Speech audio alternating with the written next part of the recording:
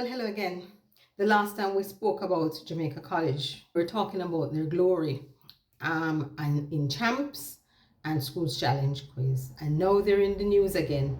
And this time it is violence that has raised its ugly head. And so the video has been going around with these students beating up on another student. The school, a hierarchy, they've issued a statement, and there's a lot of public debate about it right now. We see the knee-jerk reaction from the Ministry of Education. They're going in to investigate and to speak on the issue. But what has happened at JC is what is happening in our society. The situation seemed to be a disciplinary matter going on in the bathroom. And this is outside of the general rules that would apply for a disciplinary matter from the general school, the overall school. And we see this sort of thing happening where you almost have a state within a state with its own disciplinary actions. And we see that in society. It's that kind of violence, students against students. Up to last week, we had a Seaforth Heights school. So these things are happening on the outside of our schools, and no wonder it is happening in the inside of our schools, because the students live in the communities. They live in Jamaica and they see it. May even have violence perpetrated against them. And they do have a way of saying that hurting people hurt other people. But the Ministry of Education, with its reactions to it, I am wondering, I don't have all the answers. I don't have the answers.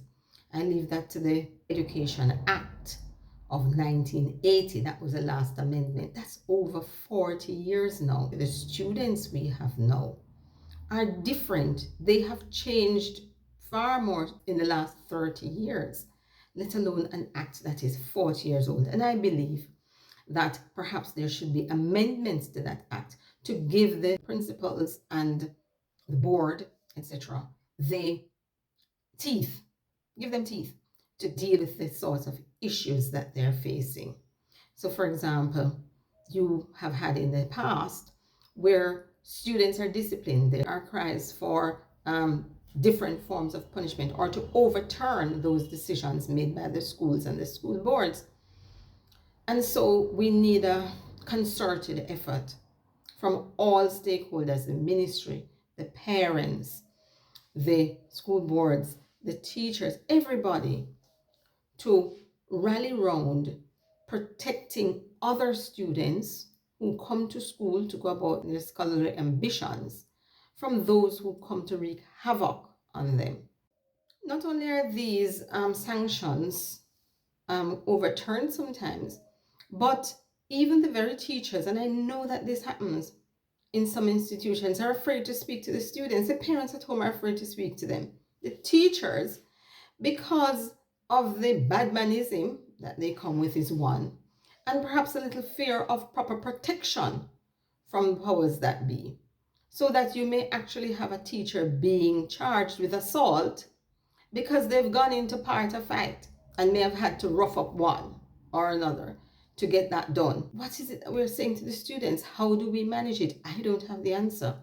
But perhaps we could start with changing some things about that age-old act and giving the school authorities a bit more support in stamping out the bad behavior in the schools. So all the stakeholders need to come on board and help to get that done. And then the youngster in that case and others, the trauma, perhaps lifelong trauma, dealing with that. And then even those, the perpetrators, whether in this institution or another, the trauma for them too sometimes. And sometimes they too are victims because they've been brutalized, etc., at home or otherwise in their communities. That the trauma of going through big people things now, being charged, being put through the penal system, etc. And their young minds aren't developed enough to cope with all of that.